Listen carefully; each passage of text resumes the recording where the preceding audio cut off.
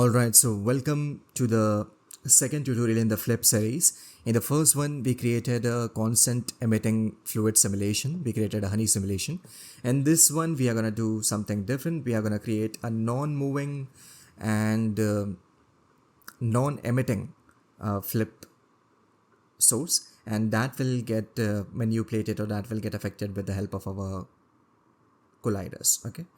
So let's get started. I'll create a geometry network. I'll call it sim, and I'll change the color to something like this. You can do whatever you want with that. I'll create a sphere. So the first thing that we need to do is we need to create a source here, geometry source, okay, which will with the help of which we will be creating our flip source or flip particles for the flip. Okay, so this is a sphere, and I'll change the primitive type to polygon. I'll also increase the frequency to 20, and I'll move it in the y direction by 2.2 units. Okay, something like this. The next thing that I want to do is I want to create a drop, something like a drop geometry. And the best way that I have found it to do is if I just run a basic vellum balloons configuration. And so that's what I've done. I have created a vellum balloon configuration here, and just keep the default settings at everywhere. We do not want to change any constraint settings here, and we will connect a vellum solver to these constraints. Let's connect all the inputs here. And the other thing that I want to do is I'll turn on the ground position here in our vellum solver. And when we run this vellum simulation, it is running in default settings. I have not changed anything else in these constraints. When we run this, you will see that at some point of time, it will settle down and it will look like a drop, water drop has fallen. Okay, and that's what we wanted. So this is looking quite nice. And I'll use a vellum post process here. This is a vellum post process, and I do not want to change anything. I'll use a file cache here now, a file cache node. I'll uncheck the time dependent cache here, and I'll just save to disk. Okay. And now we have our cached drop here, and this will be our source geometry. Okay, we will be creating our particles with the help of this geometry. We can change this a little bit as well. What I'm gonna do is I'll create a transform, and I can actually increase this size here in the Z and X direction, and I'll move down the Y part. Okay, I'll just decrease its length here. So in the transform node, what I'm gonna do is I'll increase the scale in the X and Z direction, something like this, and I'll decrease the scale in the Y direction. So this is what we're gonna get. This I feel is a little bit better. Okay, so this is our geometry. And now what we can do is we can create our flip dop source.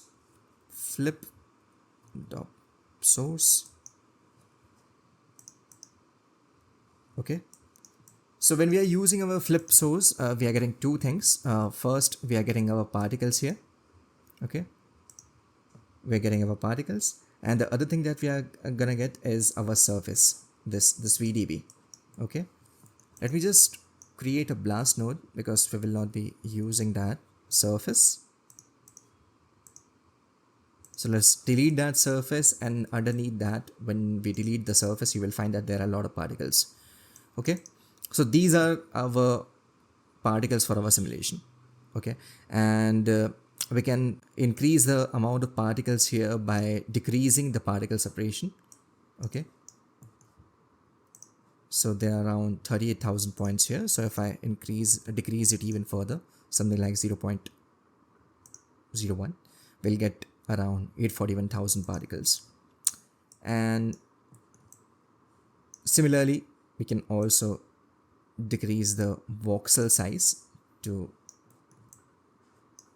make it even better, something like this. We'll see. I think there will be around, yeah, enough particles here. But we will control these particle separation and the voxel size with the help of our data that we will be creating in our DOP network.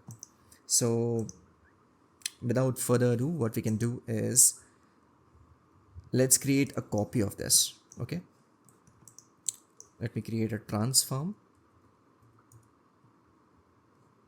and I'll template this, and I want another copy of this, maybe somewhere here, so I'll move it.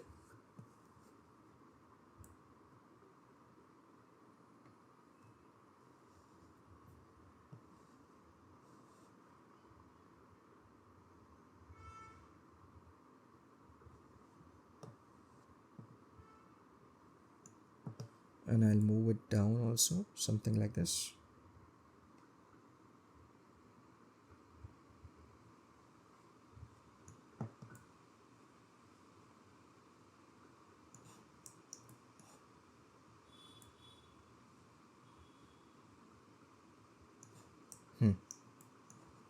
So we can also give them different colors. So let this one be something like this, and I'll give a different color to this one, and then we can merge them.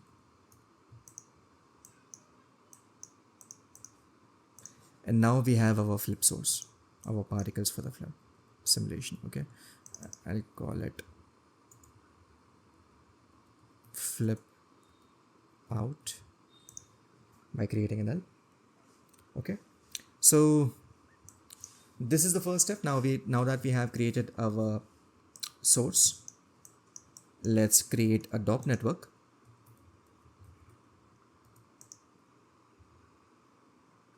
I'll go inside the DOP network, and for our flip sim, we are gonna need gravity at the bottom. I'll create a merge here, a ground plane, and we'll merge our ground plane with our flip solver,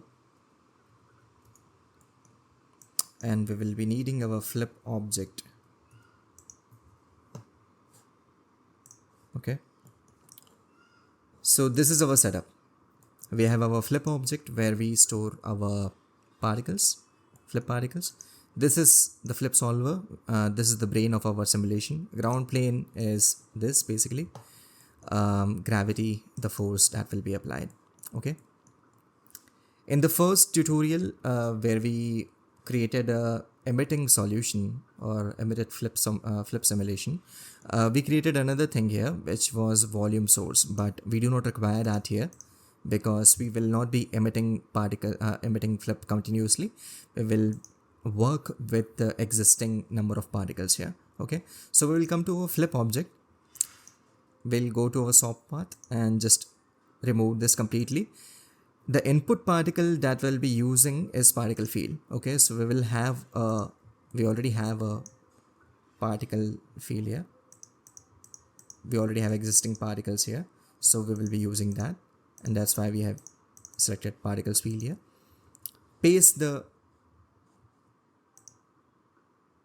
this flip out. We'll copy this and we'll paste it in our flip object. Okay, the particles currently are being represented by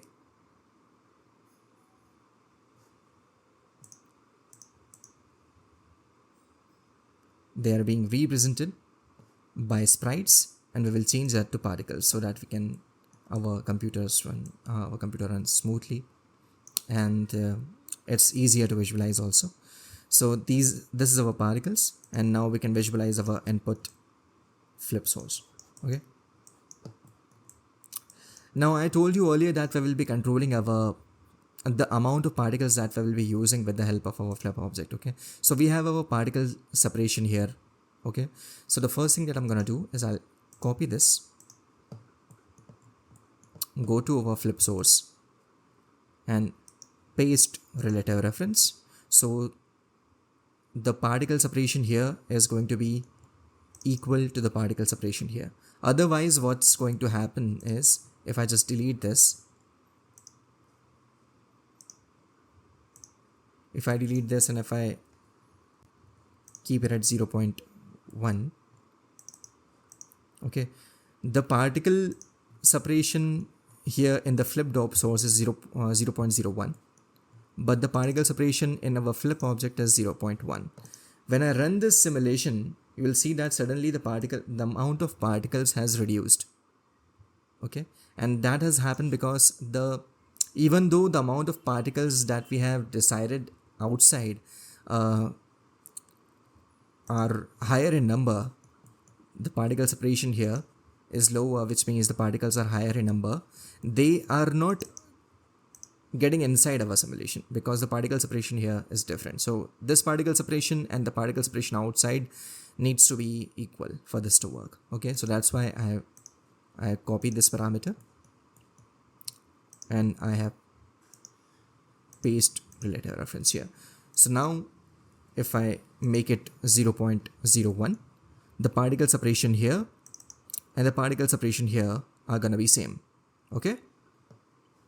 The another thing that we want to do is we want to set up our, sorry, where is it? Yeah.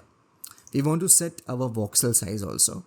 And for the voxel size, how we can control it? To get the proper voxel size, we basically multiply our particle separation with our grid scale. Okay.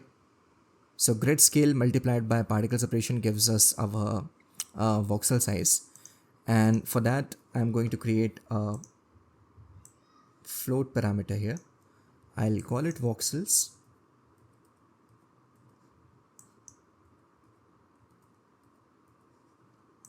Apply, accept. So I'll copy particle separation. I'll paste it here. So we are getting particle separation and voxel equal, but we need to multiply this particle separation with our grid scale. So copy, come to voxels, star symbol, which is the multiply symbol, and now paste relative reference. So we are multiplying particle separation with our grid scale and the result is 0.02. Okay. So I'll just copy this now, go to flip source and paste our voxel size here. Now if we run this simulation, let's see what's going to happen. You can see the amount of particles has not reduced dramatically as we saw when we ran the simulation last time. This is working pretty fine, right? We have our ground plane, which is not letting all these particles fall down. The gravity is working. That's why the fluid simulation, the flip simulation, as these particles are weathering, they are moving apart and they are behaving like flip. Okay, but we can obviously control them even more. So I'll come to our flip solver, and the first thing that I want to correct is that our simulation is taking place here. Okay, but the bounding area is too big, and sometimes this does affect our simulation time. So what I'm gonna do is I'll decrease the simulation bounding box to 10 units in the y direction. Okay, so it will make the bounding box smaller, and it's not going to affect our simulation in any way, but we can save some simulation time with the help of this by reducing the size. Another thing that I wanted to do was velocity transfer. I want to change it to apex swirly. Okay, for small scale simulation, it is better to use apex swirly because splashy is actually it produces splashy results, as the name suggests, in simple terms. So if you want to make a river, or if you want to make a simulation that is quite splashy, which is actually big in size, then I think you would prefer splashy, but for small scale simulation, Epic Swirly works quite better, and that's why we are gonna be using that. Now we do want to use our viscosity and our density for this simulation, okay? Because let's come to our ground plane, and let's say if I reduce our if I move it down our ground plane, and for our sampling or for our practice, for testing, let's just reduce the let's just increase the particle separation so we have less amount of particles. Now if we run the simulation, let's see what happens. You can see this is working like a flip simulation, but there's no viscosity or density at this moment because we have not given any attributes to all these points here. We'll come to a flip solver, and I want to turn our enable viscosity here, okay? And I want to turn our density attribute as well. But we need to create all these attributes, the density attribute and the viscosity attribute.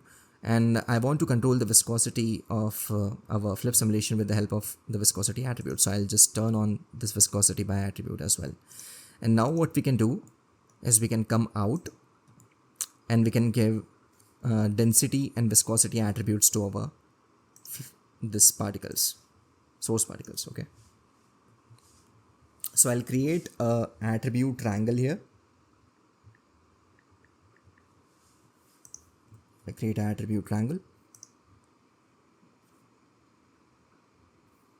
and we will create viscosity attribute. So viscosity,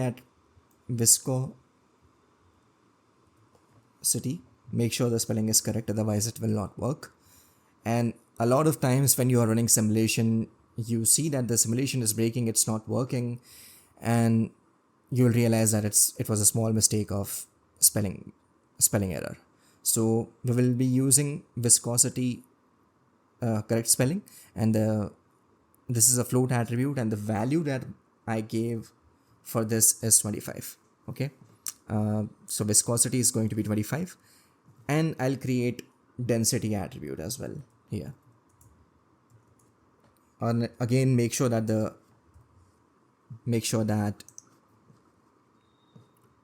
spelling is correct. So we have our viscosity attribute, viscosity, which is float, and the density, which is float, and the viscosity is 25 and the density is 50.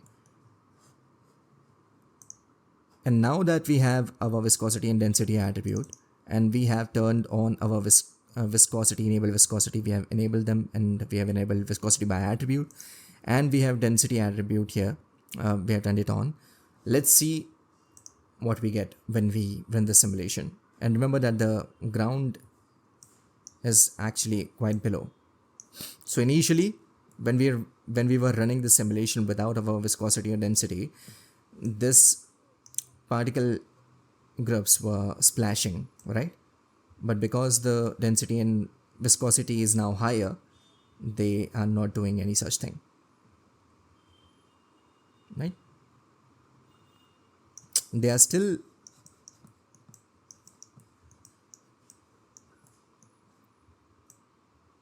the liquid is still moving, right? But it's quite slow because the density is quite high, and density and viscosity is quite high. So if I run this simulation completely, you will see that the particles are moving ahead. And that's actually what we wanted. But I do not want it to fall it this way, so I'll just come to our ground plane and I'll make it the default. Okay, now if I run the simulation,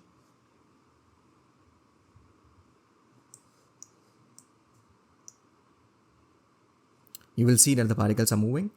We have our flip or the fluid with our correct density and viscosity. So what do we have to do now? We will be needing our collision objects for this simulation to work properly. Okay, so I'll just come out of this, and now let's create our colliders.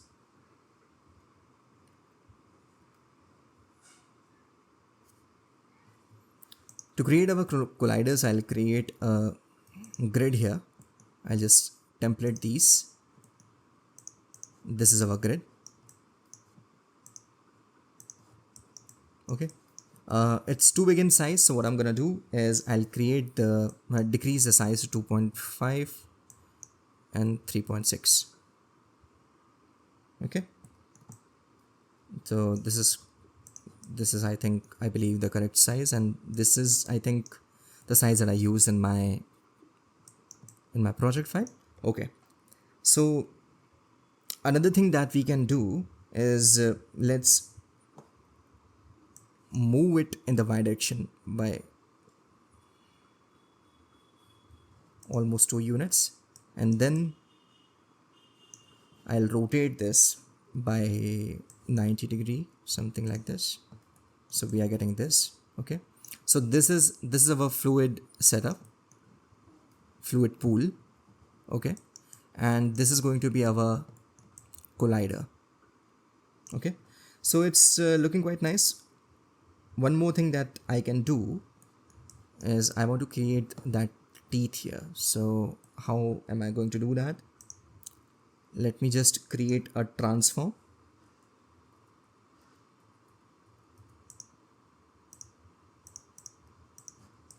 And here